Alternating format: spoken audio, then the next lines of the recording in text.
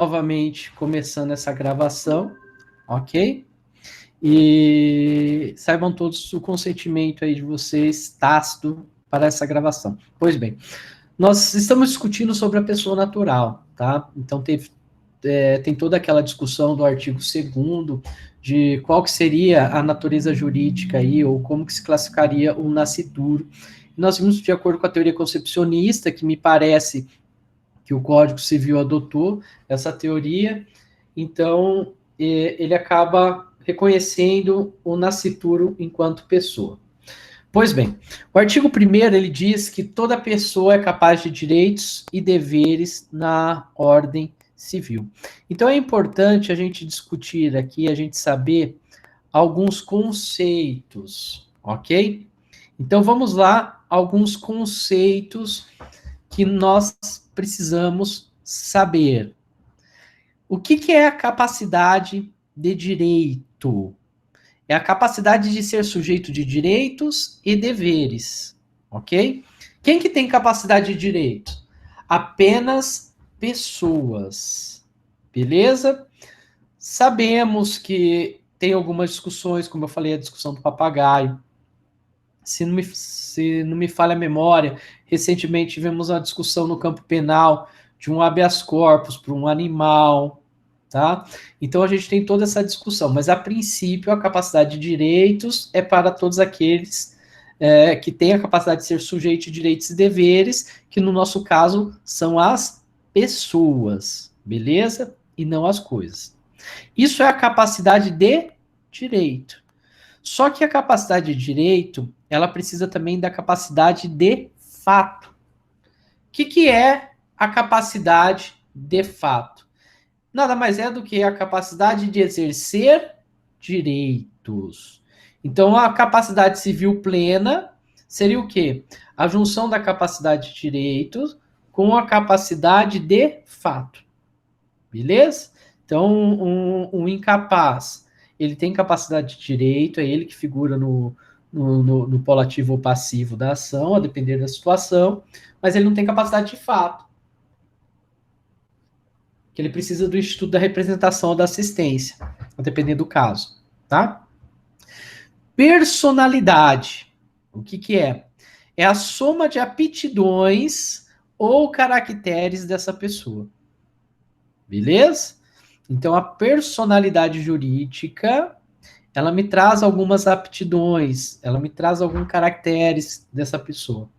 Por que é importante a gente saber isso? Porque depois nós vamos discutir os direitos da personalidade, ok? Agora aqui 2 conceitos que são importantes práticos, tá? Que é legitimação e legitimidade. Bom, a legitimação, ela é a capacidade especial que é dada para celebrar determinado ato ou negócio jurídico. Que se difere da legitimidade, que é uma capacidade processual. Em algumas situações, meus caros, na prática, o conceito de legitimação e legitimidade são confundidos. E me parece que com o atual Código de Processo Civil, isso não pode acontecer. Por que isso não pode acontecer? Porque o Código de Processo Civil atual, ele traz a primazia do julgamento de mérito. Então, o que isso quer dizer? Vamos imaginar o seguinte, ó, já tive casos, por exemplo, no escritório. A parte era procurador de um locatário. Ok? Então, ele tinha uma procuração, ele assinou pelo locatário. Só que ele foi lá e entrou com uma ação discutindo questões desse contrato. Como se ele fosse o legitimado para receber, enfim, alguma indenização em decorrência daquele contrato, tá? Na minha defesa, eu não peço o reconhecimento da ilegitimidade ativa. Por quê? Isso me daria uma sentença sem mérito. Eu pedi, com base na primazia de julgamento de mérito, que o juiz reconhecesse que ele não tem legitimação, portanto, eu queria que fosse julgado improcedente o pedido. Porque ao ser julgado improcedente, por ausência de legitimação, eu resolvo o mérito. E resolver o mérito, nós sabemos as consequências processuais, como isso é muito melhor, Estão vendo? Então a gente tem que tomar um pouco de cuidado, assim, claro, né, vai depender do que efetivamente você quer. Se você quer uma sentença de mérito ou sem mérito. Me parece que o novo Código de Processo Civil, pela primazia do mérito, então sempre o juiz, quando ele é possível, ele vai decidir o mérito. É mais adequado você pedir pela improcedência ante a ausência de legitimação para cobrar aquele valor, tá? Do que você pedir a própria legitimidade, ter uma sentença sem mérito. Claro que vai depender da situação aí casuística, né? Do caso concreto.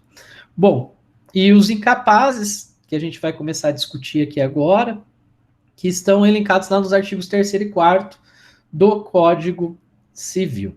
Beleza?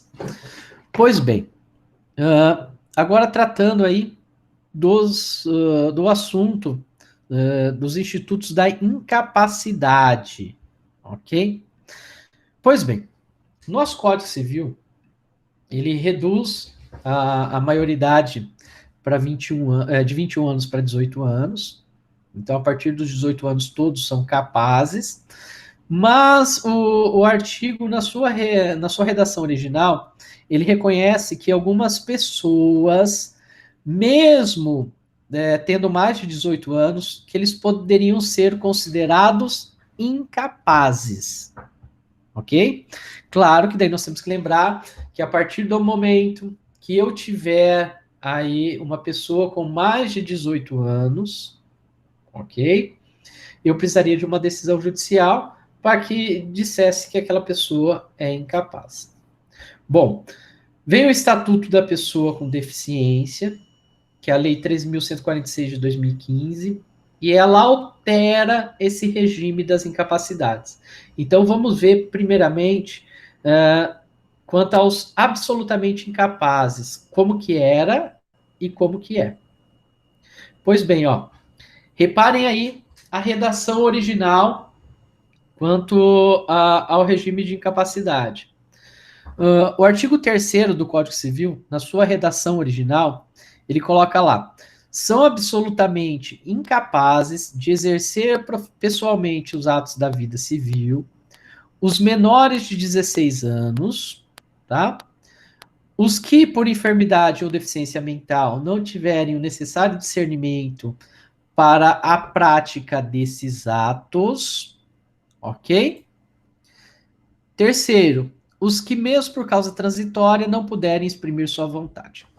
Pois bem, há uma discussão muito grande, quando nós falamos de pessoas com deficiência, do princípio da dignidade, né?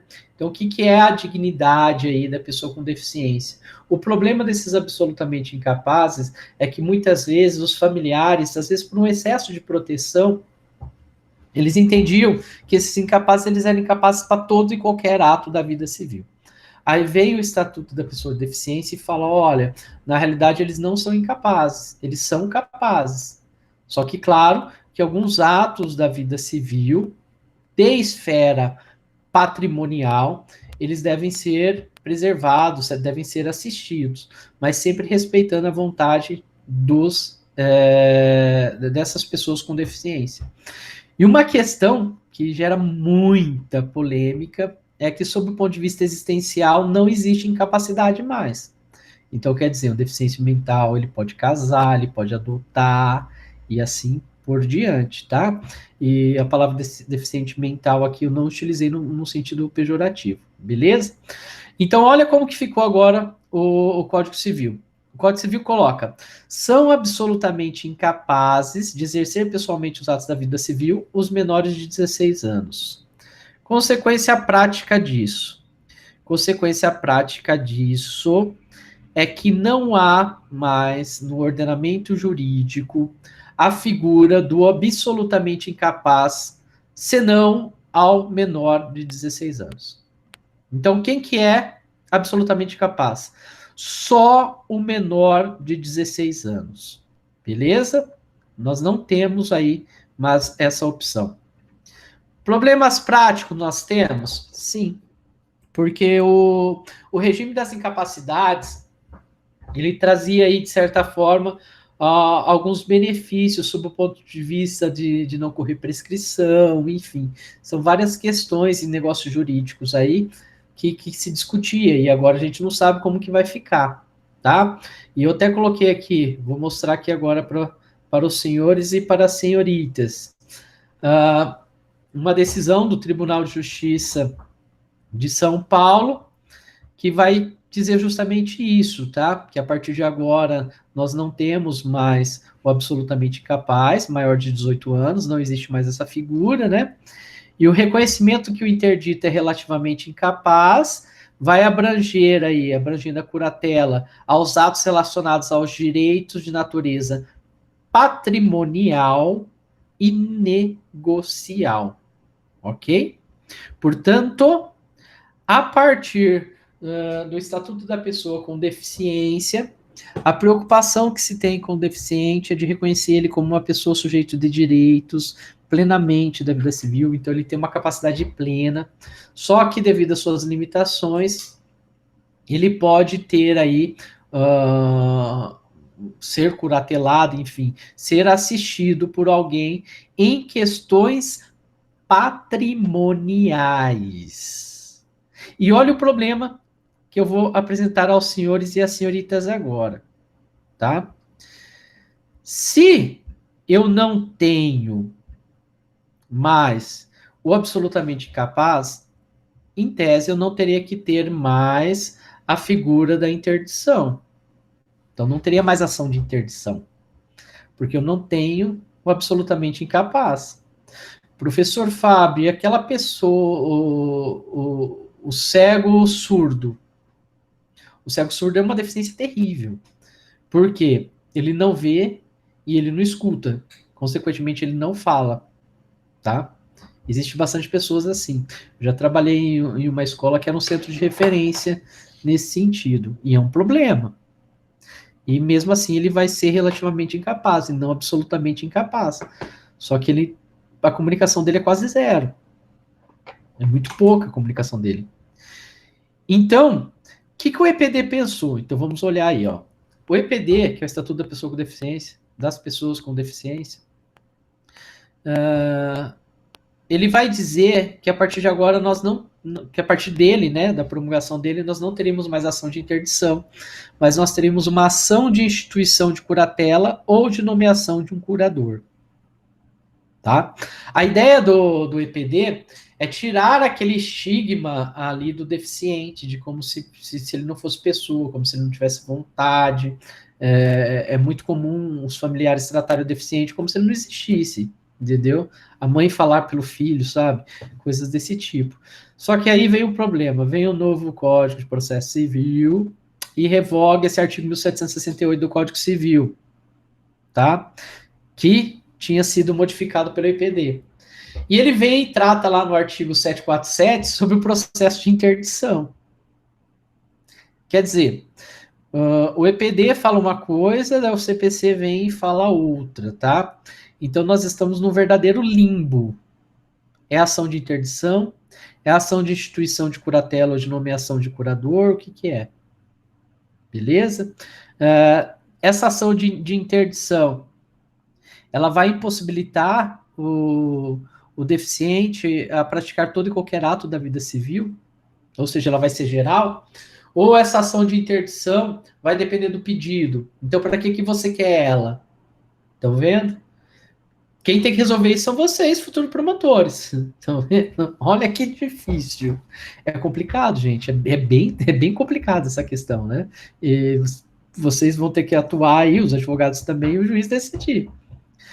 Claro que dentro daquela perspectiva aí do respeito à dignidade, né, do deficiente, enfim, tem que analisar dentro da ideia de operabilidade, né, que nós vimos que tem esse princípio, como que vai funcionar. Existem alguns projetos de lei que estão aí correndo, querendo resolver essa situação, mas por enquanto não tem. Então, a ação de interdição existe? Existe, porque está lá no Código de Processo Civil. Mas o que me preocupa é o pedido. O que eu peço?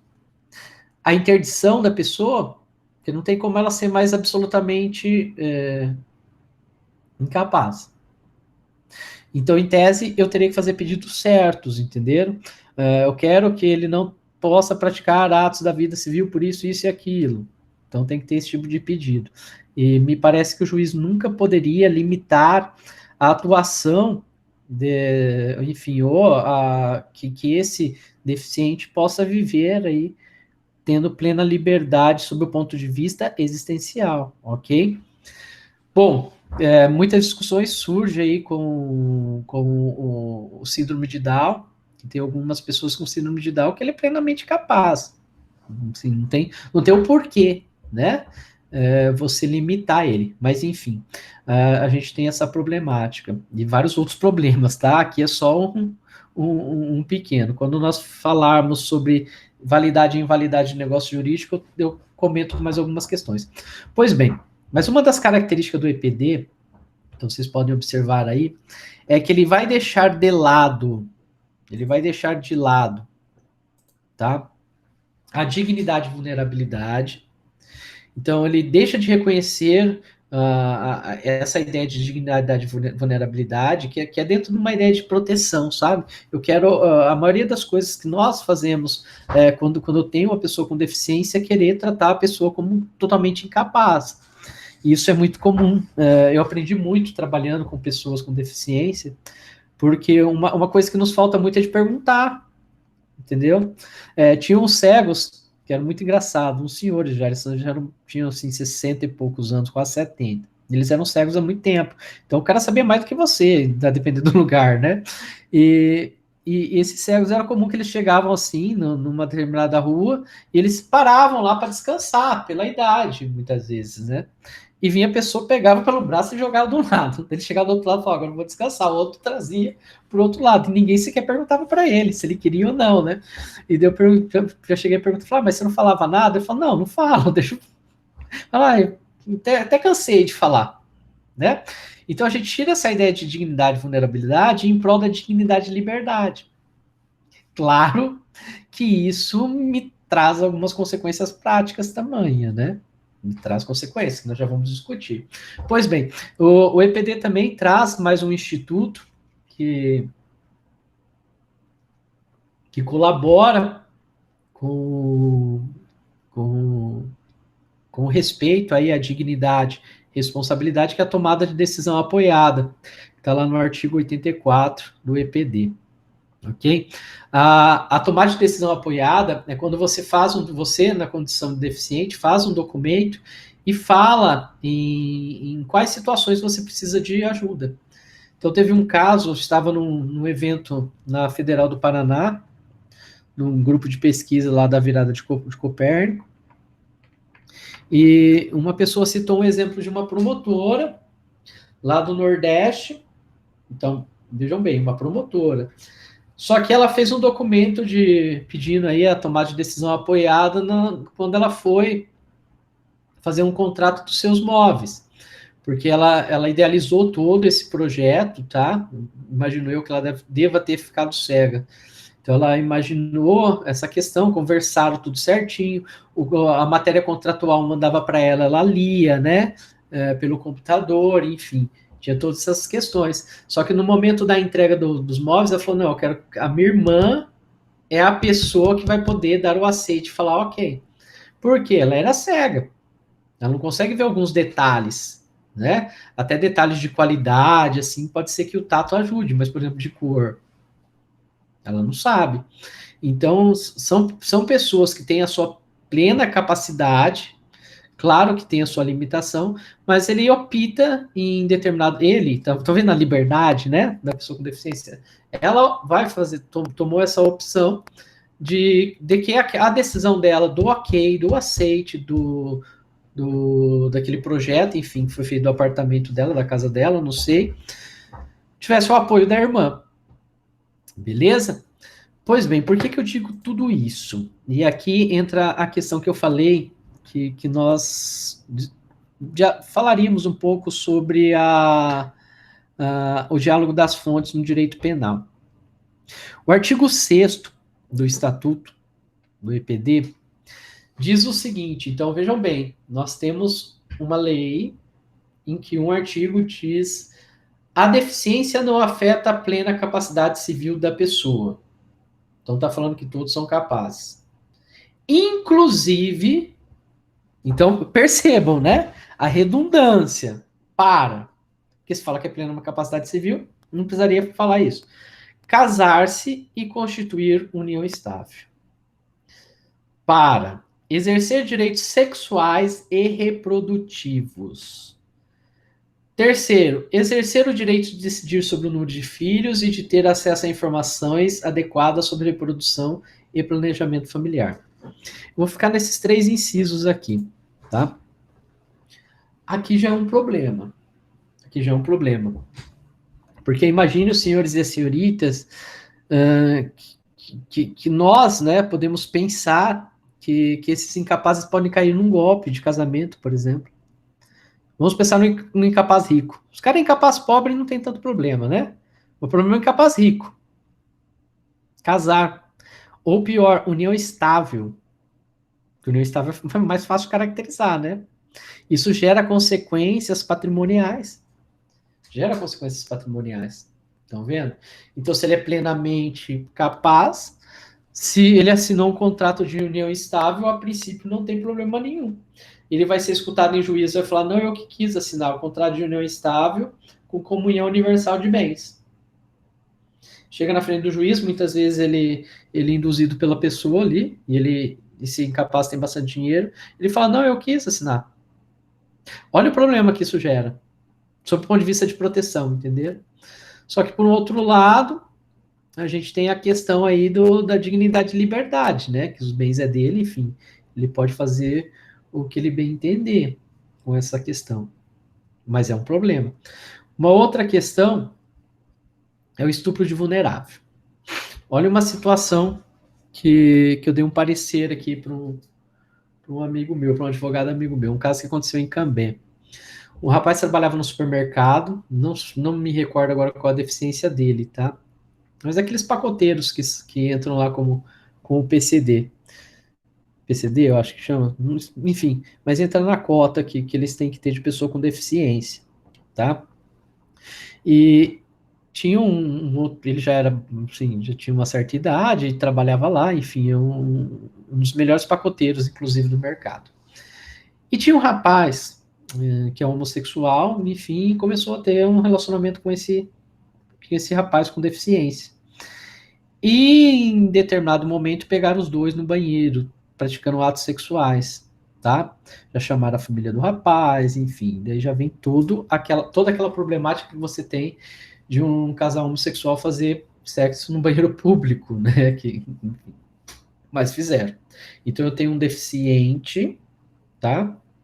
Que trabalhava comumente, e eu tenho uma pessoa que não tem deficiência nenhuma, que era homossexual assumido, tá? Inclusive foram vias de fato e tudo.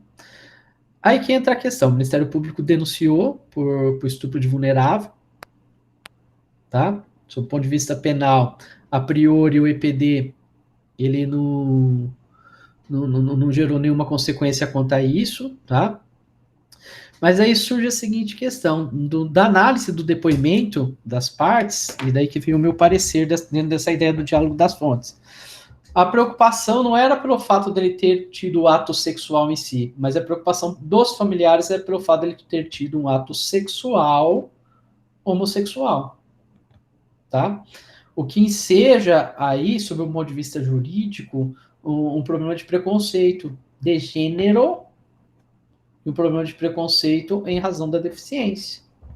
Porque o EPD fala que o deficiente tem a plena capacidade de exercer direitos sexuais. Estão vendo?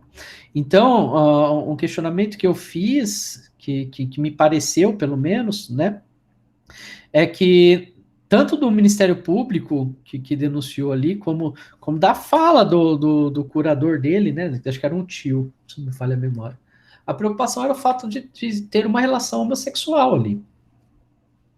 Ninguém estava preocupado que ele fez sexo ou não, mas é que ele tinha feito um sexo com outro homem. Esse foi o problema, né? E daí, nesse sentido, eu fiz um parecer falando que haveria ali a possibilidade de utilizar uma excludente penal com base na teoria do diálogo das fontes, tanto das normas internacionais e convenções, que o Brasil é signatário e já está dentro do país, como do próprio Estatuto da Pessoa com Deficiência. Ah, professor, mas você vai permitir agora que os deficientes sejam violentados? Não, pessoal. Tudo vai depender da casuística, tá? Naquele caso específico, pelas provas dos autos, havia um sentimento entre o deficiente e o rapaz, entendeu? Questões que foram feitas, tanto para as pessoas médicos, é que se ele tinha consciência do que era aquele ato sexual que ele estava fazendo. E pelos médicos, pelo depoimento dos médicos, ele tinha essa consciência. Estão vendo?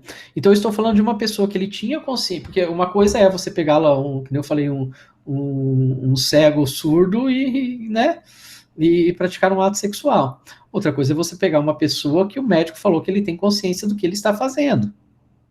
Tá? E quando a gente fala em pessoas com deficiência, às vezes é comum que o libido fica aflorado. Então é um problema, assim, principalmente para as instituições, essa questão, né?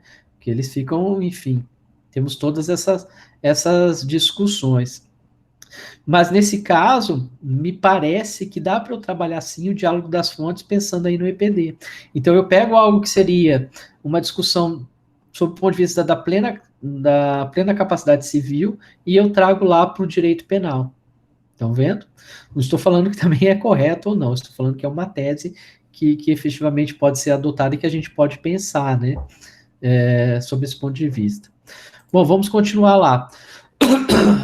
Dentro ainda do que os deficientes são plenamente, do ponto de vista civil, capazes, tá? Conservar sua fertilidade, sendo vedada a esterilização compulsória, tá? Então, me parece que em São Paulo nós tivemos alguns problemas de esterilização compulsória de pessoas com problemas com drogas, enfim, que aquilo ali acabou gerando alguma deficiência, tá? Próxima questão aí, que ele é plenamente capaz, do ponto de vista do direito civil, exercer o direito à família e à convivência familiar e comunitária. Então, percebam que há uma preocupação muito grande do EPD de efetivamente reconhecer a dignidade dessas pessoas, incluir essas pessoas no meio social, né? E um artigo aqui, um inciso aqui que é bem criticado, que é o sexto, o inciso sexto do artigo 6º, que ele vai falar aí, exercer a guarda, a tutela, a curatela e a adoção como adotante ou adotando em igualdade de oportunidades com as demais pessoas, tá? Então a gente tem aí essa discussão.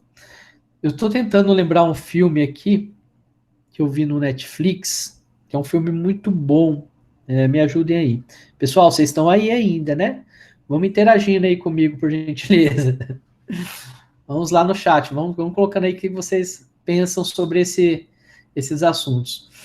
Mas tem um filme no Netflix que ele é muito bom, que é de um rapaz com deficiência e tudo que ele queria, só que agora eu não vou conseguir lembrar, porque eu não lembro nada para pesquisar aqui no Google, mas tudo que ele queria era criar a filha dele, e ele acaba sendo preso injustamente, porque ele era tratado...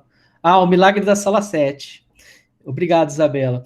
Bom, esse filme é um exemplo de que existem algumas situações que a gente precisa resguardar os direitos dessas pessoas com deficiência, né? Quem não assistiu, vale muito a pena assistir esse Milagre da Sala 7. É um filme muito bom. E ele discute essas questões que para nós do direito civil é tão cara, né? Porque pensem bem, eu falo isso porque eu convivo com pessoas com deficiência. De fato, é muito difícil para a família. Por que é difícil para a família? Como que isso vai possibilitar que aquela pessoa que demanda muitas vezes um cuidado, né? Então, ela demanda um cuidado da própria família, como que vai permitir que ela tenha um filho? É complicado essas questões. E nós sabemos que muitas vezes os familiares, eles acabam impossibilitando, enfim, ou até fazendo alguns procedimentos para que a pessoa não possa ter filho, justamente diante desse problema, né? Quando aquela pessoa que cuida do incapaz, dessa pessoa, não do incapaz, né, da pessoa com deficiência falecer, como que vai ficar? E a outra criança que vir. Mas esse caso aí do milagre da cela 7 demonstra que por mais que a menininha tivesse até, acredito eu, que a idade mental superior ao pai, mas que ele sabia cuidar dela, né? Ele tinha plenas condições. Então são discussões que a gente pode fazer aí nós, enquanto sociedade, dentro do Estado Democrático de Direito, né? O que nós queremos, nós enquanto sociedade mesmo, beleza? Claro que vários problemas práticos nós vamos ter, só que daí esses problemas práticos dá para ser resolvido na casuística, né? Claro que se de repente chega para você para dar um parecer de um processo de adoção, que chegou um laudo da equipe técnica falando, enfim, porque um processo de adoção não é simplesmente eu chegar lá e falar que eu quero adotar, tem todo um procedimento, não é verdade? Então esse procedimento, me parece que ele é plenamente capaz de, pelas pessoas, né, desde que essas pessoas não tenham preconceito, enfim, e que façam um trabalho sério, ele é plenamente capaz de saber se aquela pessoa que está querendo adotar ou ser adotada, enfim, se aquilo ali é vantajoso para ambas as partes, né? Então a gente tem aí essas questões. Importante de lembrar é que não existe mais atualmente a figura do absolutamente incapaz, tá? Maior de 18 anos. Isso vai gerar algumas consequências lá em prescrição, lá em nulidades. Pois bem, agora vamos ver, nós já vimos os absolutamente incapazes. Agora vamos ver os relativamente incapazes. Vamos lá, ó. Os relativamente incapazes estão lá no artigo 4º do Código Civil. Como que era e como que é agora. Então era assim: são incapazes relativamente a certos atos ou a maneira de os exercer os maiores de 16 anos e menores de 18, os ébrios habituais ou viciados em tóxicos, e os que por deficiência mental têm o discernimento reduzido, os excepcionais, sem desenvolvimento mental completo, os pródigos. Como que ficou, ok? São incapazes relativamente a certos atos ou a maneira de os exercer, os maiores de 16, menores de 18, ok? Ébrios habituais e viciados em tóxicos ou tóxicos, ok? Terceiro, aqueles que por causa transitória ou permanente não puderem exprimir sua vontade, os pródigos. E acrescenta aqui um parágrafo único falando que a capacidade dos indígenas será regulada pela legislação especial. Então repara aqui que foi tirado os deficiência mental. Estão vendo? Foi tirado. Então eu só deixo lá aqueles que por causa transitória ou permanente não puderem exprimir sua vontade. Então pode ser tanto um deficiente como também uma pessoa que está em coma. Estão vendo? O que me parece que foi a preocupação aqui nesse caso do EPD é de trazer aí uma ideia de igualdade. Então eu mostrar que todos são iguais. Então, tanto uma pessoa que não tem nenhuma deficiência, enfim, que não nasceu com nenhuma deficiência, mas de repente sofreu um acidente e está em coma, como alguém que é deficiente, mas, enfim, não pode exprimir sua vontade por aquele motivo. Beleza? Dentro da ideia daquela isonomia que nós vimos lá no começo. Percebe? Percebe como aquela ideia da constitucionalização do direito privado, tudo aquilo lá vai moldando o nosso ordenamento? Ok?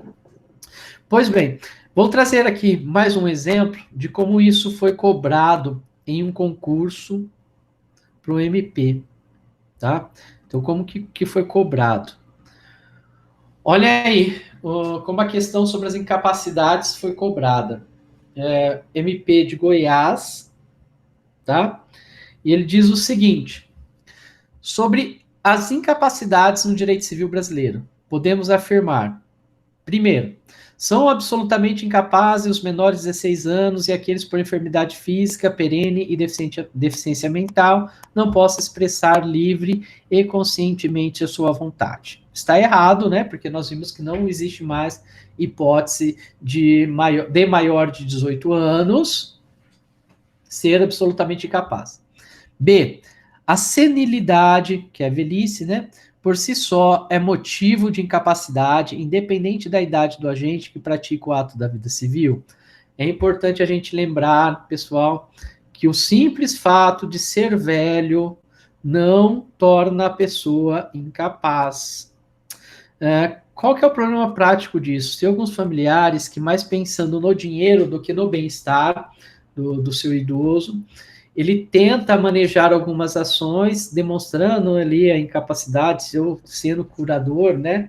Mas a preocupação dele é com dinheiro, tá? Eu sei que algumas situações, por exemplo, você pensar um senhor de 70 anos tendo relações com uma moça de 25, tá? Vamos falar algo que é mais comum no nosso dia a dia. Claro que hoje também tem mulheres fazendo isso também. Claro que isso, ou homens com homens, o caso, por exemplo, do Lulu Santos, né? Que ele é bem mais velho que o marido dele. Claro que isso, a depender para a família, é complicado. Porque o filho está pensando ali no dinheiro, mas o filho não lembra que o dinheiro é do senhor. Então, se ele quiser gastar, ele gasta. Se ele quiser ser enganado, ele vai ser enganado. Enfim, o problema é dele, tá? Porque o simples fato de ser velho não o torna incapaz. Então, vamos lá a outras duas alternativas aí que nós temos. Alternativa C. A pessoa com deficiência não terá sua plena capacidade civil afetada, podendo, inclusive, exercer o direito à família, o direito de decidir o número de filhos, o direito à guarda, à tutela, à curatela e à adoção, como adotante ou como adotado. Essa é a resposta que foi marcada como correta, ok? Que é justamente a interpretação que nós temos que fazer do EPD com o Código Civil. E a última alternativa, que obviamente está incorreta, a incapacidade relativamente a certos atos ou a maneira de os exercer decorre da deficiência mental, da ebridade, da surdo-mudez e da prodigalidade, pois são causas que tornam reduzido o discernimento do agente, sendo irrelevante a possibilidade de manifestação da vontade.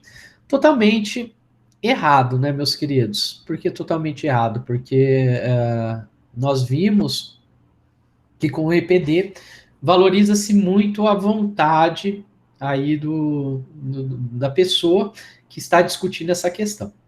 Beleza? Bom, então nós temos que pensar o seguinte, ó. Atualmente nós temos, dentro dos regimes, né, das incapacidades, o absolutamente incapaz, que a única hipótese é o menor de 16 anos, e os relativamente incapazes, mas que o texto dá uma limpada e dá uma melhorada, vamos assim dizer, né? Deixar um pouco mais politicamente correto, não no sentido negativo do politicamente correto, a redação do que são relativamente incapazes. Em relação aos deficientes, nós temos alguns institutos, né, que você pode entrar lá com o pedido de curatela, enfim. Mas tudo isso tem que ser algo específico e sob o ponto de vista patrimonial. Beleza?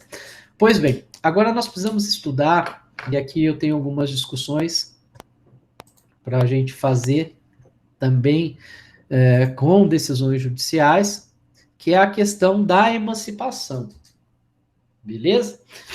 O que é emancipação?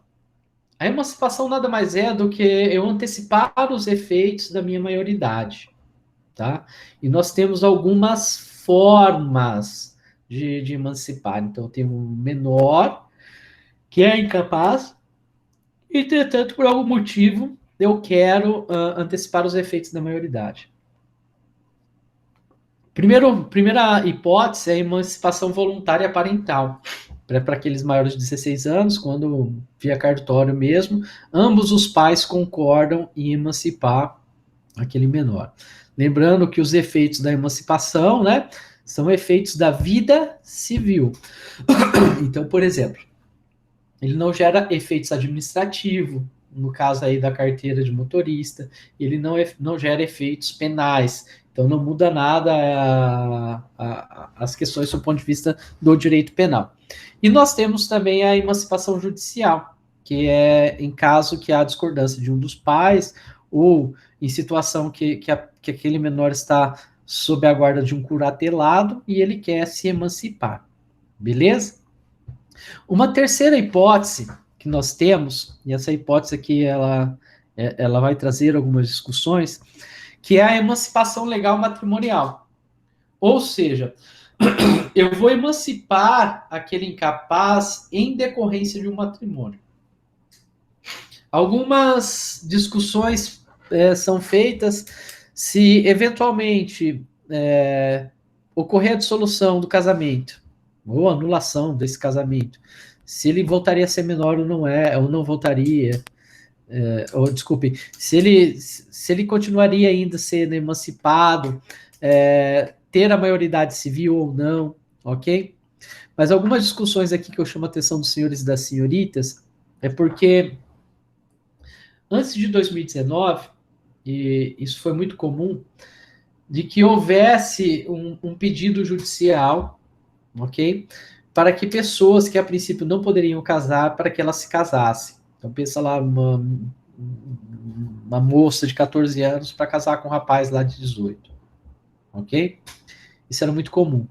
Nós temos que pensar, e isso pode ser que caia aí nos próximos concursos, que nós tivemos uma alteração legislativa significativa, mas que, ao meu ver, traz muitos problemas práticos, tá?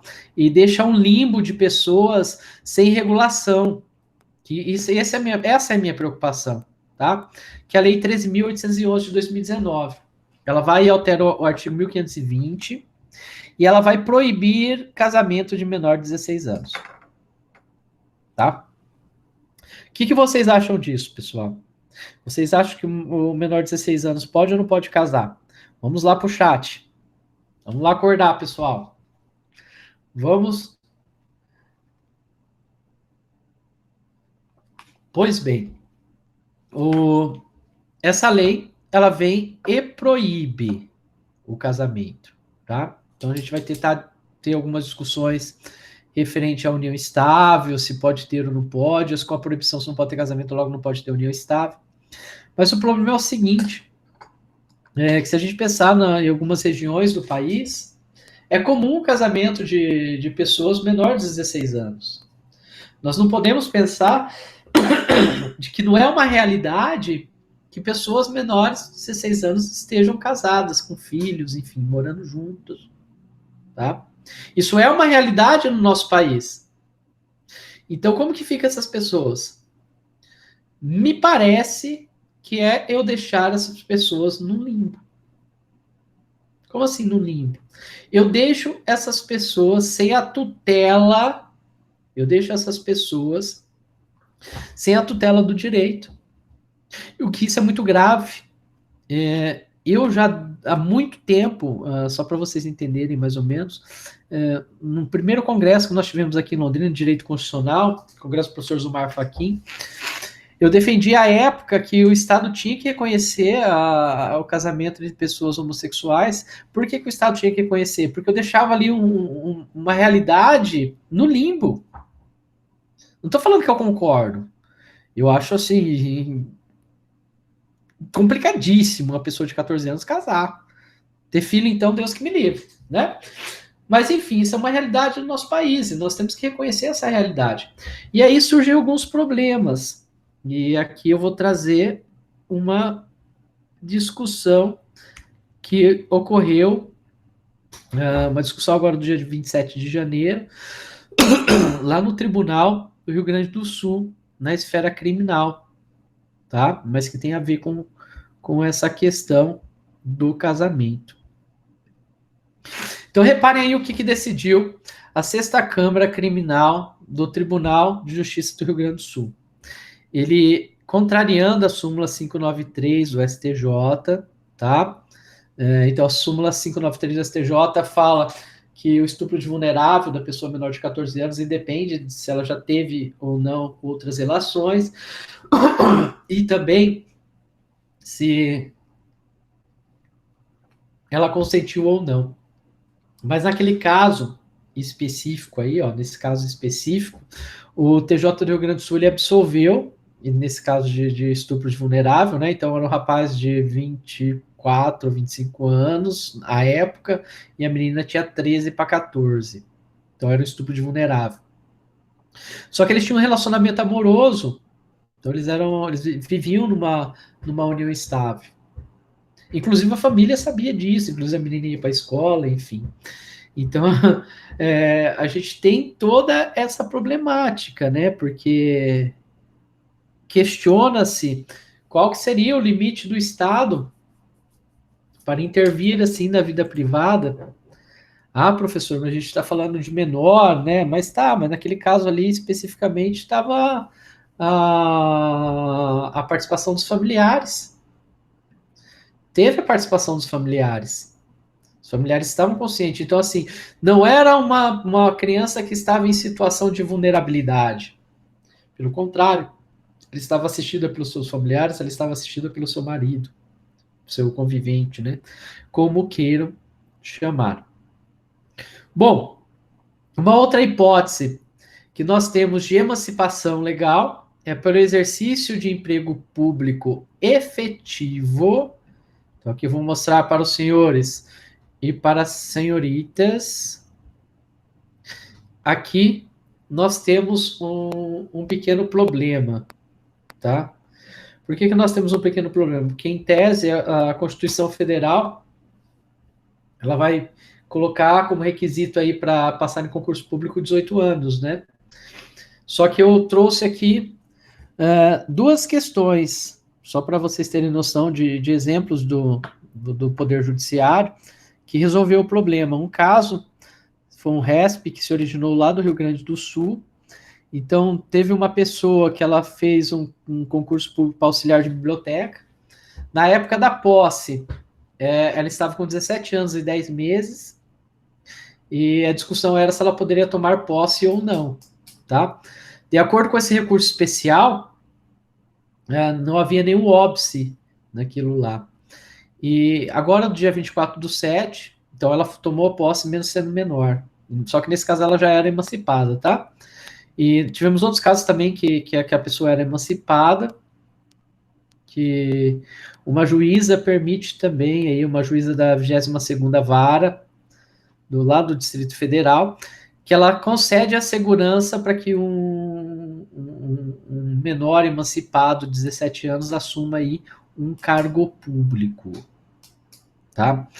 Esse tipo de decisão é extremamente discutível, extremamente discutível sob o ponto de vista do ativismo judicial, tá?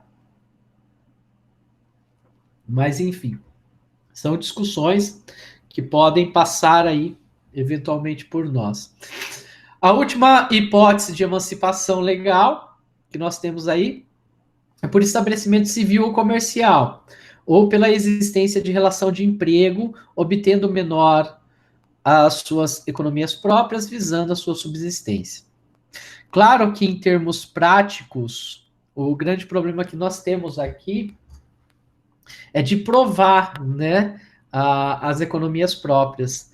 Claro que se a gente pensar no youtuber hoje, alguma coisa nesse sentido, vai ficar fácil dele provar, né? Porque muitas vezes ele que vai prover aí a casa. Mas, enfim, a gente tem toda essa discussão. E é importante lembrar, pessoal, que o direito empresarial, ele proíbe que o menor inicie a empresa, tá?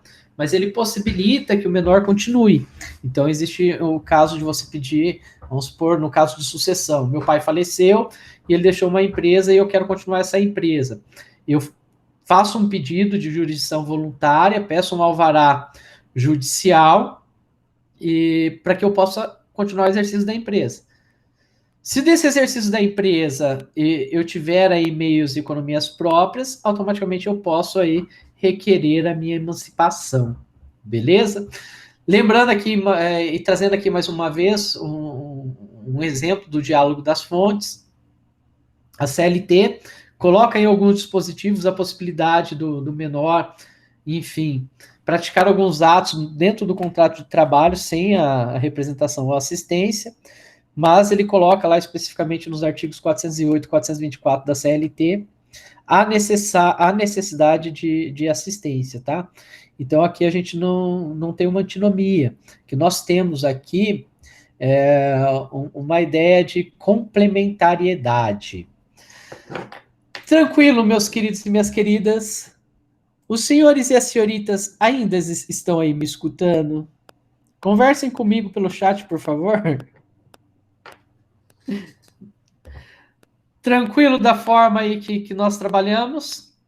Alguma dúvida quanto a essas questões relacionadas às pessoas? Isso aí, Elisângela, nem que morra. E lembre-se sempre, além de brasileiro, eu sou brasileiro, não desisto nunca, tá? Vamos lá, que falta pouco agora para a gente acabar a nossa aula. Bom, sob o ponto de vista do direito, sob o ponto de vista das pessoas naturais, tá? Dentro da nossa limitação de tempo, me parece que esses apontamentos que eu trouxe são algumas questões mais importantes que nós tínhamos, tá? Claro que poderíamos. Sou cearense, não sou brasileira. Elisângela, claro que nós teríamos aí outros temas que poderiam ser trabalhados, como, por exemplo, a questão da morte presumida, da conveniência, da questão do domicílio. Mas me parece que isso daí, pelo nosso lapso temporal, não seria assim tão adequado a gente trabalhar, beleza? Mas é importante que vocês estudem isso daí.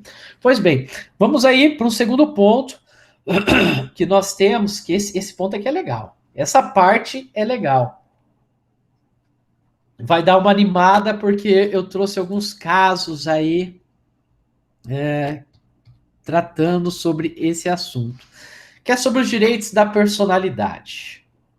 Bom, direitos da personalidade, eles são, por mais que a Constituição de 88 traz lá a questão da tutela referente ao dano moral, mas é algo até relativamente novo que a gente vem discutindo, e vários estudos são feitos relacionados a isso, se ofende ou não ofende os direitos da personalidade. Por exemplo, qual que é o limite da minha autonomia privada? Uma luta de UFC, por exemplo, ofende ou não ofende os direitos da personalidade? Estão vendo? Não sei se vocês já ouviram falar, mas teve um caso dos arremessos de anões. É um caso lá na Itália. Se não me falha a memória, o Anderson Schreiber, é que eu não vou achar agora aqui o livro dele. Não, peraí, eu acho sim.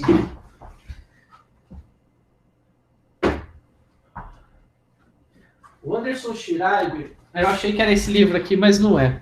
Mas é esse autor aqui, ó. Ele tem um livro que trata só especificamente dos direitos da personalidade, tá? E ele traz alguns casos. Então, quem gosta desses casos aí, desses cases, vamos assim dizer, é bem legal de ver. E esse caso dos arremessos de anões, especificamente, ele foi lá na Itália, né? E teve uma determinada cidade, vamos assim, trabalhar, que ela proibiu esse tipo de evento. Então, o que era o arremesso de anão? Tinha lá como se fosse um local que o anão, se você acertasse lá as questões, se você seguisse as regras, você teria o direito de arremessar ele num canhão. Então, o anão era colocado lá e ele era arremessado. E isso foi considerado pela cidade, para fazer a proibição, como uma ofensa aos direitos da personalidade dos anões. Só que o que acontece? A partir do momento que eles fizeram isso, eles tiraram a única coisa que segundo os anões, tá? Que davam glória para esses anões. Porque aquele momento lá eles se sentiam assim, aclamados, né? Porque ele era o centro das atrações. E não só visto apenas como um ser estranho, um ser diferente, com aquele olhar diferente. Então os anões fizeram protestos, enfim. Então a gente tem toda essa discussão. O que ofende ou o que não ofende os direitos da personalidade? Se prostituir ofende o direito da personalidade? Depende. A STJ recentemente entendeu como contrato válido para uma ação de cobrança. Estão vendo? Então, quando nós falamos de direitos da personalidade, nós temos que entender, né, que eles são frutos da captação desses valores fundamentais. Desses valores fundamentais, então dessas normas fundamentais, se a gente pensar na Constituição Brasileira, lá do artigo 5º, eu capto esses valores e eu disciplino aqui dentro do direito civil, tá? Então nós temos que pensar o seguinte, ó, no direito privado, nós trabalhamos com a ideia de direitos da personalidade. No direito público, nós trabalhamos com a ideia de liberdades públicas. Então, o que são direitos da personalidade?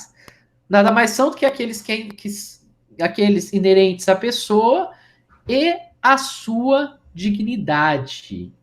Ok? É difícil conceituar. Temos vários autores que vão conceituar aí os direitos da personalidade, mas eu sempre tenho que pensar que é algo inerente à pessoa e à sua dignidade. Aí surge uma seguinte pergunta. Direitos da personalidade, tá? Então, direitos da personalidade. Seria apenas para a pessoa natural ou direitos da personalidade também se aplicariam às pessoas jurídicas? Bom, nós sabemos que o nosso doutrinador, então o Código Civil de 2002, ele vem e reconhece que os direitos da personalidade também abrange as pessoas jurídicas, ok? E o nosso Código Civil, seguindo aí a doutrina do professor Rubens França, o nosso Código Civil, ele vem e traz um rol exemplificativo. Então, ele traz um rol exemplificativo de direitos da personalidade. Quais são esses direitos da personalidade? Primeiro, vida e integridade física, psíquica. Ok? Então, quando nós pensamos na vida, e obviamente a integridade físico-psíquica, né? Porque quando a gente pensa em vida, nós temos que pensar ela sob um ponto de vista substancial, da gente exercer nossas liberdades, e que teoricamente é o nosso bem supremo. Não é verdade? Então a vida aí para o direito, ela vem aí como o nosso bem supremo. Segundo exemplo de direitos da personalidade, honra subjetiva. Claro que a honra subjetiva não cabe para pessoa jurídica, né? Que essa honra subjetiva, ela está intimamente ligada à autoestima das pessoas, tá? Ela está ligada à autoestima das pessoas. Ou objetiva, que é a repercussão social da honra, que daí caberia para a pessoa jurídica, não é verdade? Terceiro exemplo, nome, que é o sinal que representa a pessoa no meio social, com todos os seus elementos, né? O nome, ele é tão importante, vamos assim dizer, que a gente tem toda uma regulamentação para que as crianças não tenham atualmente registro com nomes vexatórios. Se eventualmente elas tiverem esse registro com nomes vexatórios, que efetivamente elas possam alterar, enfim.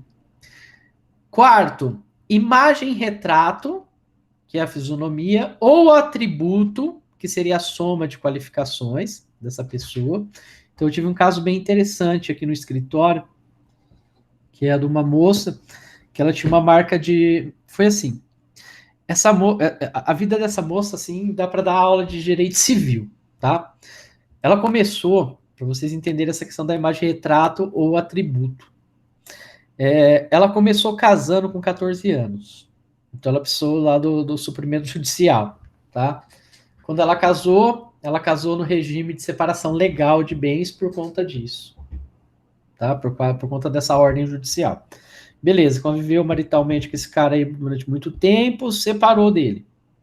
Quando separou dele, nós sabemos que o regime de separação legal de bens por força de uma decisão da jurisprudência do STF, é semelhante ao comunhão parcial. Então, beleza, aí ela não teve nenhum prejuízo financeiro, tá? Bom, ela veio a se relacionar com outro rapaz. Na época, esse outro rapaz, ele era muito mal visto pela sociedade, pelos familiares dela, e o pai dela exigiu que ela casasse em separação consensual. Quando ela casou em separação consensual, ela começou a conviver, daí ela não se comunica os bens. E eles montaram uma empresa. Ao montar a empresa, ela praticamente fazia tudo, ela era a cara da empresa. Inclusive, ela tinha um avatarzinho com a cara dela, que ela registrou direito autoral. Descobriu traição do cara, separou, tá? Quando ela separou, ele continuou usando esse avatar.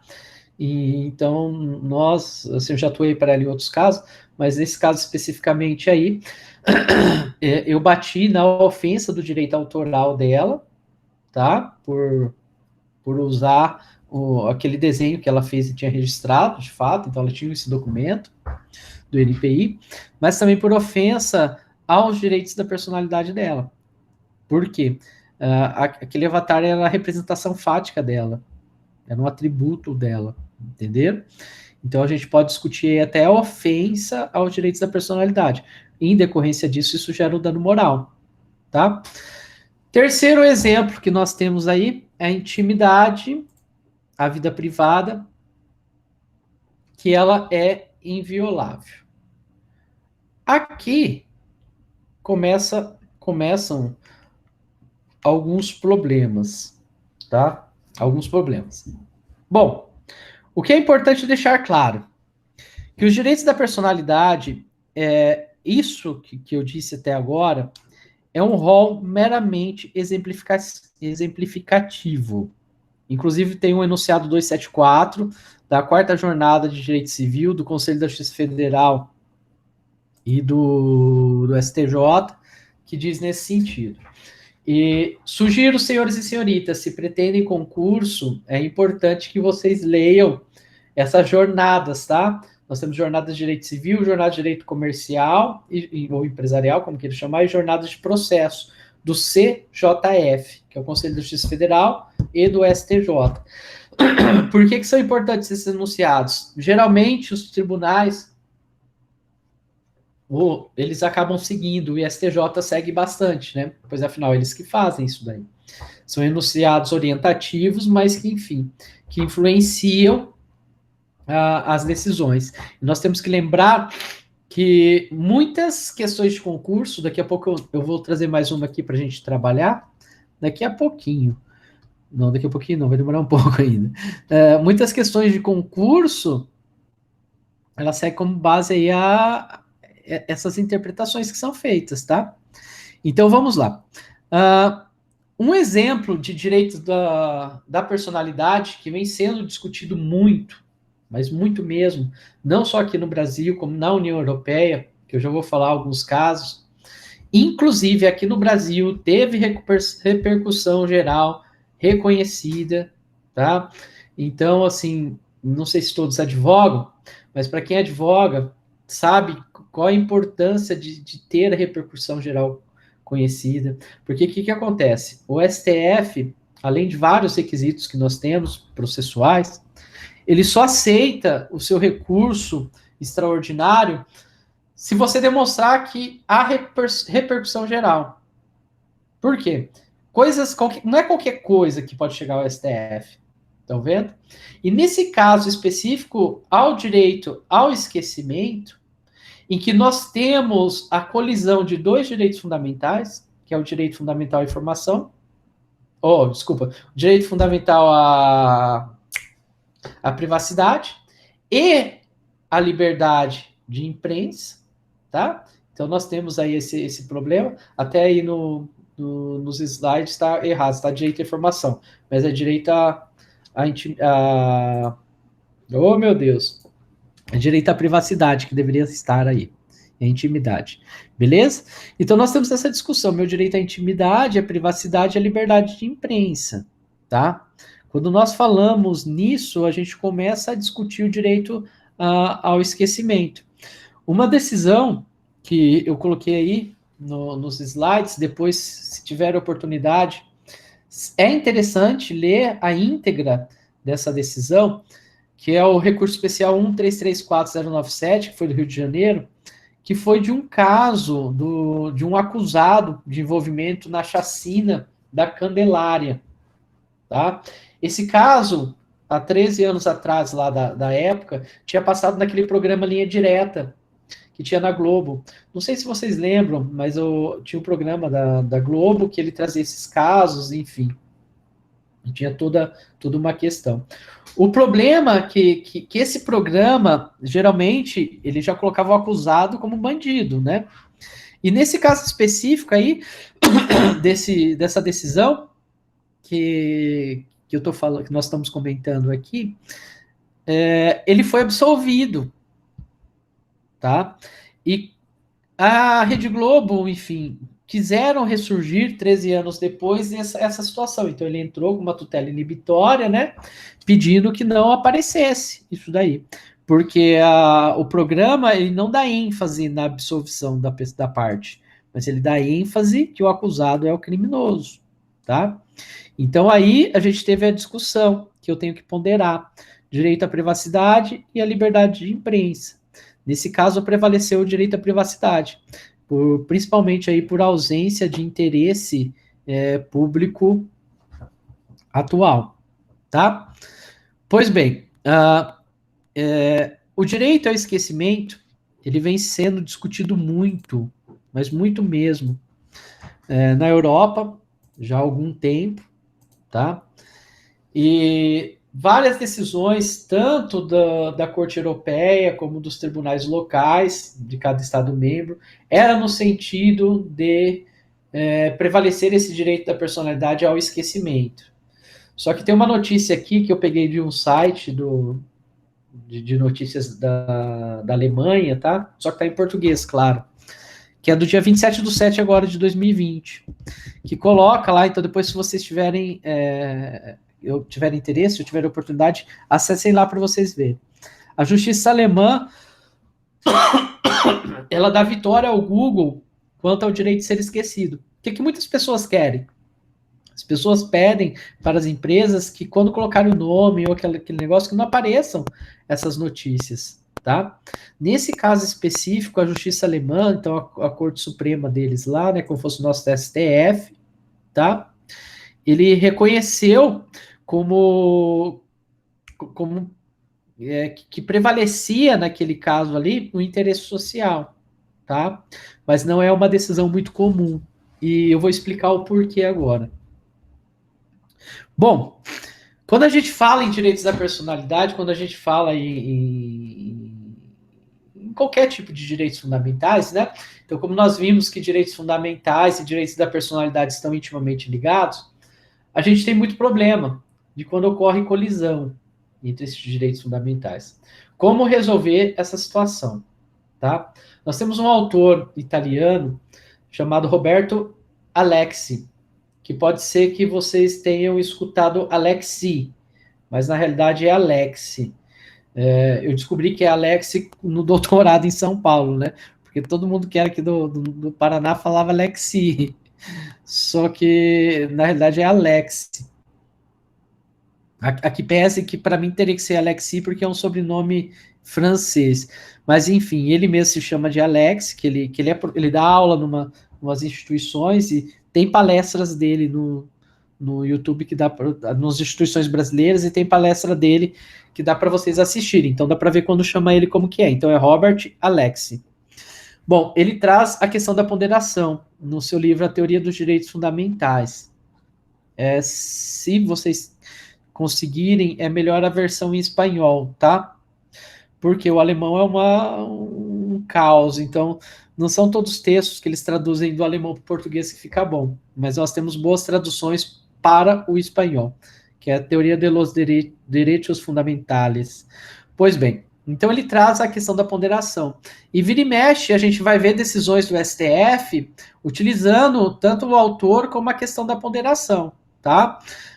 Pessoas como o Lênio Streck, não sei se vocês acompanhem acompanham ele no Conjur, eles acabam com isso, que diz que, na realidade, a ponderação aqui no Brasil, ela surge para a pessoa justificar uma arbitrariedade de escolha, tá? O Tartucci, por exemplo, acha que não. Ele acha que isso daí é a má ponderação. Enfim, a questão é que o nosso Código de Processo Civil, no artigo 489, ele traz lá alguns critérios para que ocorra a ponderação, beleza? Então, para a gente entender o que é um pouquinho aí da teoria do Robert Alexy, essa teoria da ponderação, eu coloquei aqui o caso dele. Então é o seguinte, ó, para ele explicar essa questão da ponderação, ele vai trabalhar com 3 etapas. O Tartucci, ele tem um livro, agora eu não lembro se está na dissertação dele de mestrado, que fala sobre a função social do contrato, eu acredito que sim, ou se está na tese de doutorado dele, que é a responsabilidade, a teoria da culpa concorrente. Mas eu acredito que no livro Função Social dos contratos dele, ele traz uma análise muito boa sobre essa teoria da ponderação do Alexy, tá? Para quem quiser economizar um pouco de tempo aí, não precisa ler todo o livro do Alexy.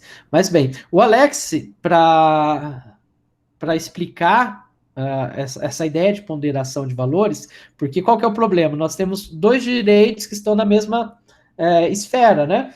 Então ele trabalha aí com o caso Lebach, ou Lebach, não sei como se pronuncia, tá? Já tentei fazer alemão por 2 vezes, não consegui. Quando uma vez eu vi o professor falar, eu falei, gente, eu não falo isso nunca, né? É um problema cognitivo meu, eu não consigo. Mas então, vamos chamar o caso Lebach, que fica melhor. A emissora alemã, a ZDF, ela tinha intenção de exibir um documentário. Esse documentário era intitulado aí O Assassino de Soldados em Lebach, que é um local lá.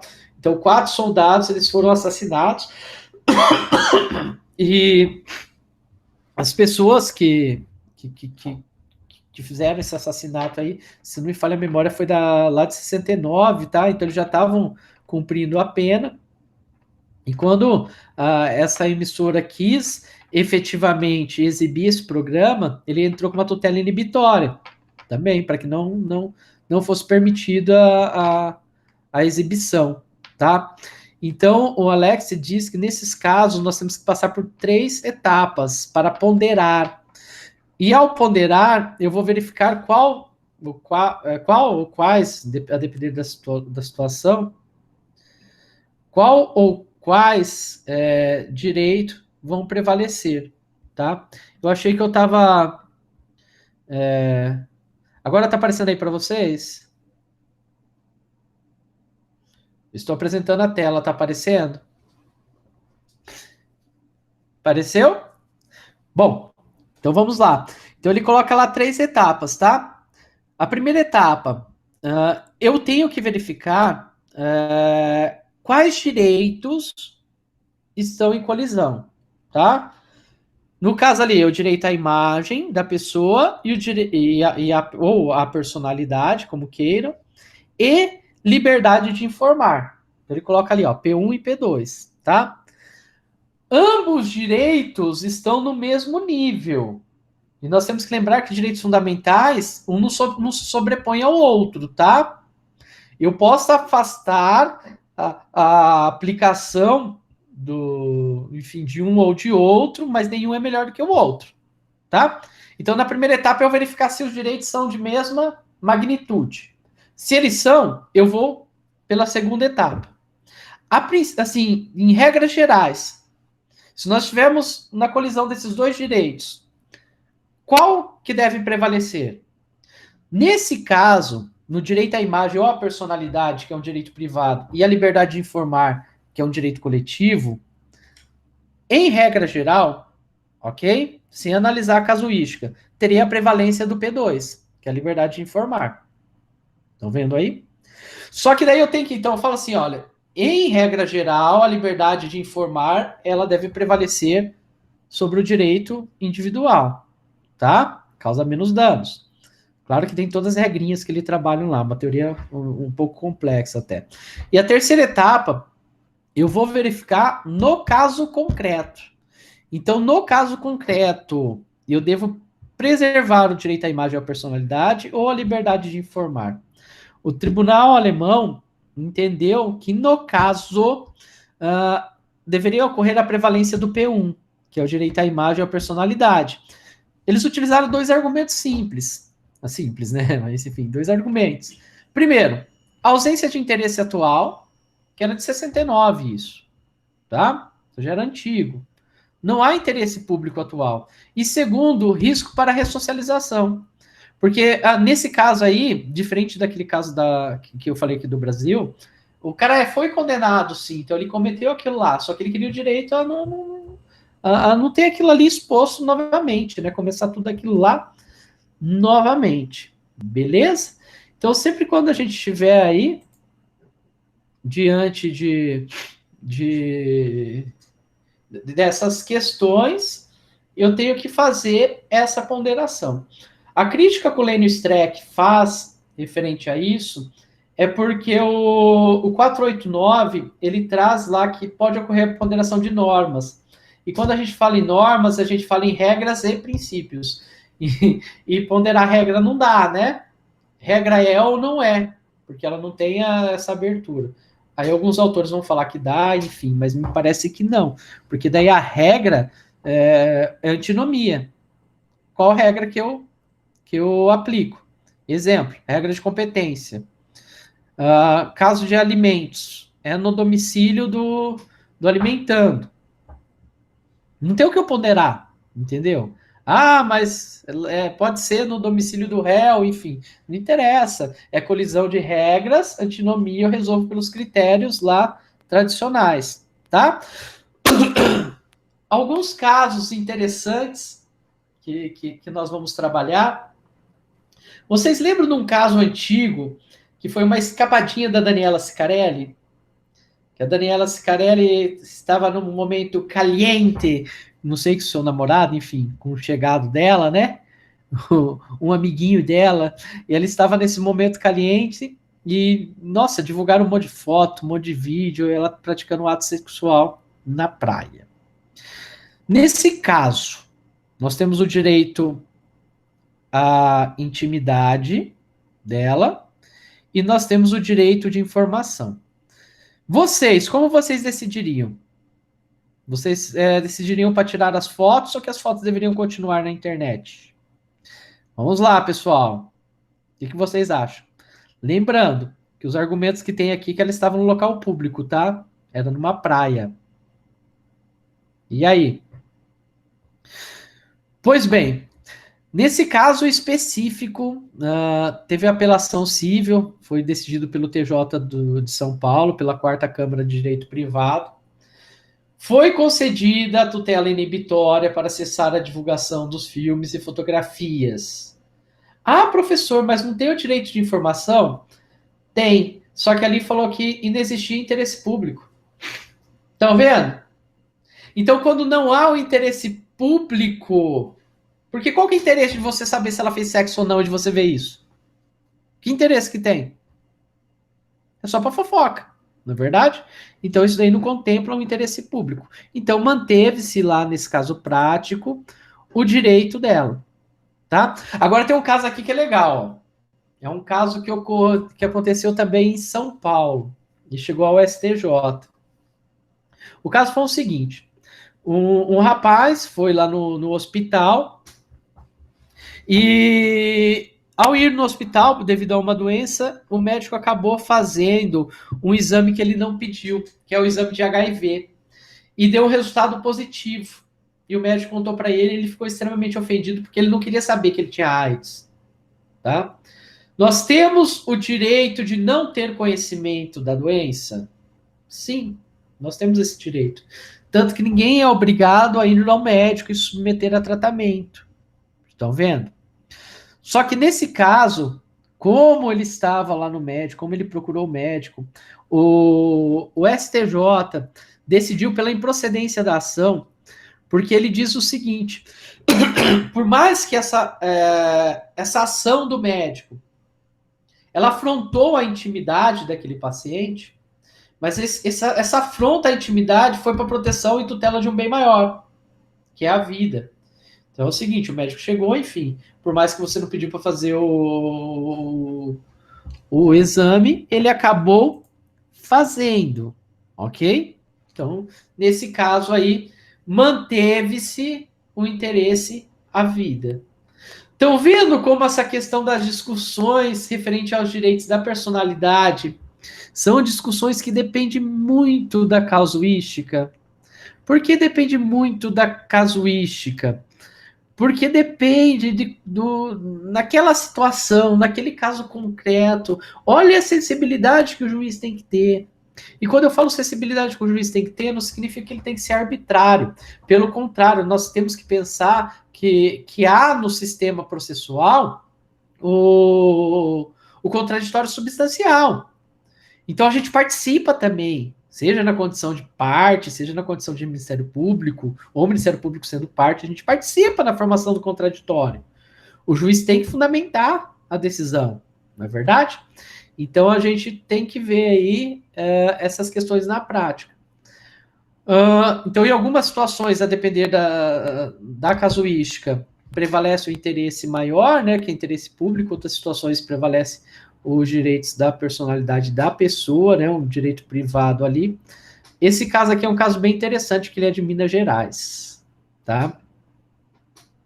Então, eu coloquei aí para vocês. Estou apresentando aí para vocês. É um caso que veio de Minas Gerais, ele é um caso bem interessante. Bom, em determinada cidade, porque assim, não dá para a gente saber todas as informações, né? Porque quando eu falo em direitos da personalidade, isso daí não pode aparecer, tá? Mas eu vou inventar aqui uma historinha com base nesse julgado. Era uma determinada cidade que tinha um cara que chamava Zé. E esse Zé era traficante, tá? E além de ser traficante, ele era homossexual, tá? Então todo mundo conhecia ele como Zé Bicha. Zé Bicha, que era traficante. E ele foi preso em uma determinada empresa jornalística. Ela pega e coloca lá a matéria de capa como forma de angariar mais clientes, né? Zé Bicha, traficante, vai preso pela polícia. Aí surge o problema, né? Porque o que acontece? Muitas vezes isso daí aparece na denúncia do MP, porque aparece lá no boletim de ocorrência que foi feito pelos policiais, né? Que é comum na prática, né? Então, olha o que e isso chegou no STF para se discutir se geraria ou não dano moral, tá? De um lado, o advogado do traficante, do autor aí, falava que gerava dano moral, a empresa, por óbvio, falava que era liberdade de imprensa, liberdade de expressão, enfim, era uma empresa jornalística. Então, olha o que o STF decidiu. Primeiro ponto aí, só destaquei 2 pontos principais desse recurso. A simples reprodução por empresa jornalística de informações constantes na denúncia feita pelo MP ou no boletim policial de ocorrência consiste em exercício do direito de informar, tá? Então você, jornalista, vai lá e fala, não tem problema nenhum. Na espécie, contudo, a empresa jornalística, ao reproduzir a manchete do jornal, o cognome, que é o apelido do autor, com manifesto proveito econômico, feriu o direito dele ao segredo da vida privada e atuou com abuso de direito, motivo pelo qual deve reparar os consequentes danos morais. Então, quer dizer, nós temos que lembrar que no direito civil não cabe exceção de verdade, não é mesmo? Diferente do penal, tá? Não cabe exceção de verdade na responsabilidade civil. E nesse caso, qual que era a justificativa para colocar lá Zé Bicha, por exemplo? Foi o único motivo de sensacionalismo. Só que isso não é muito comum, pessoal. Teve um caso que eu fui contratado para atuar só no tribunal. O advogado não fez muito legal em primeira instância, que é um caso de Cambé, que o apresentador de Londrina chama toda a corporação policial de Cambé de ratos, né? E daí eu defendia a ofensa aos direitos da personalidade.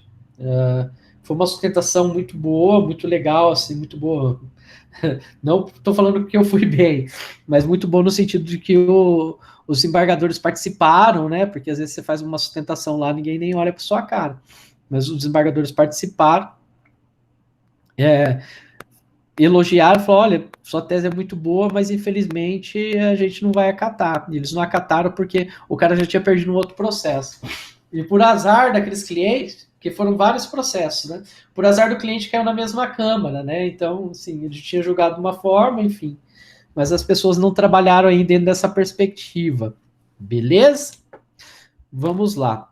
Como que os concursos cobram algumas questões aí referente aos direitos da personalidade? Então vamos lá. Dentro daquela nossa ideia lá de ver como que o concurso está pedindo, o que ele cobra. Vamos lá. É um concurso da MP de Minas Gerais que diz lá o seguinte: quanto aos direitos da personalidade, é incorreto afirmar, primeiro, é válida com objetivo científico ou altruístico a disposição gratuita do corpo, no todo ou em parte, para depois da morte. Tal ato de disposição pode ser livremente revogado a qualquer tempo. Está correto, tá? Então você pode aí doar parte do seu corpo após a morte, evidentemente, tá? Porque o suicídio aí, em tese, seria um ilícito. Aqui pese não sob ponto de vista penal, mas enfim, né? Seria um ilícito. Então você não poderia falar, ó, vou me suicidar aqui e tal. Mas após a morte, você fica livre. B. Ninguém pode ser constrangido a submeter-se com risco de vida a tratamento médico ou intervenção cirúrgica. É certo? Essa questão, tá? Uh, isso daqui é muito discutido, porque o que acontece? Imagina, você tem que se submeter a um determinado tratamento, só que ele traz um risco de vida. Você fala que não quer, você não é obrigado, tá? Próxima questão. O pseudônimo adotado para atividades lícitas não goza da proteção que se dá ao nome? Essa questão está errada. Ele goza de proteção sim, ok? D. O nome da pessoa não pode ser empregado por outrem em publicações ou representações que a expõem ao desprezo público, ainda quando não haja intenção difamatória. E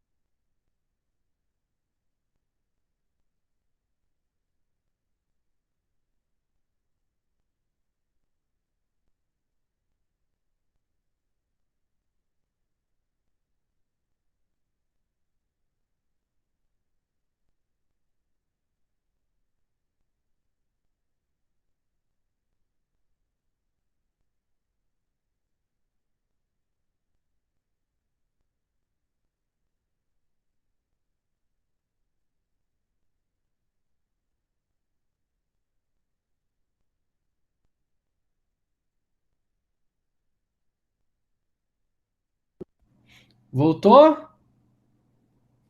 Estão me escutando? Ah, ainda bem. Vamos lá, para a gente terminar. A tecnologia está querendo mandar a gente embora, hein? Alguém está rezando bem aí. Mas vamos lá, que a lei de brasileiro, eu sou brasileiro, não desisto nunca. Bom, aqui, a questão que eu estava falando era a questão D, que diz o seguinte: o nome da pessoa não pode ser empregado por outrem em publicações ou representações que a exponham ao desprezo público, ainda quando não haja intenção difamatória. Não sei se vocês viram um caso do Exposed, se quiser portuguesar, do Twitter. Então eles colocavam lá o hashtag que para mim é sustenido, Exposed Londrina. E colocava uma lista lá de nome de supostos estrupadores, violentadores e blá, blá, blá, blá, blá, blá. Bom, isso teve em Londrina, teve em Cambé, teve em Apucarana, teve, enfim, várias cidades. Foi, enfim, começou no mundo, depois veio, acho que se não me falha a memória, lá para o Espírito Santo e depois veio para cá, tá? Esse caso foi um problema danado. Por que foi um problema danado?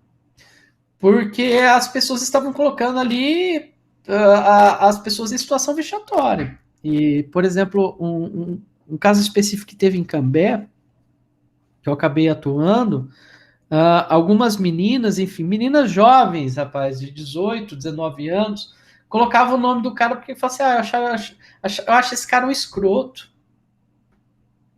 Ele tratava a namorada dele de forma escrota, enfim. Ou outros colocaram por vingança, sabe? Então isso é muito perigoso, esse tipo de questão, porque esse tipo de exposição aí, sob o ponto de vista de proteção à dignidade da mulher, é terrível, né? Porque você está falando de algo sério que você banaliza. Porque daí acontece o que aconteceu lá com o caso do Neymar, né? Quando você faz isso, você desvaloriza a tutela que se busca de proteção de violência sexual contra a mulher, tá? Então a gente tem que tomar um pouco de cuidado. Por isso aquela alternativa estava correta. Uma última questão. Vou tentar colocar para os senhores e para as senhoritas aqui, ver se não trava. Eu acho que não vai travar. Vamos lá. A última questão e a gente encerra a nossa aula de hoje. Bom, é uma questão do MP de São Paulo que vai dizer o seguinte: e aqui eu falo da importância dos senhores e das senhoritas acompanharem o posicionamento dos tribunais e os enunciados. São legitimados para exigir a cessação de ameaça ou lesão a direitos e personalidade de uma pessoa já falecida, apenas o cônjuge, sobrevivente e descendentes, em linha reta, qualquer parente colateral até o 5º grau, somente parente em linha reta até o 4º grau, todos os parentes sem limitações de grau. A alternativa correta era a E. Todos os parentes colaterais até o 4º grau. Ok? É uma interpretação doutrinária. Beleza? Então, para vocês verem aí a problemática. Bom, queridos, eu vou parar de gravar agora, tá?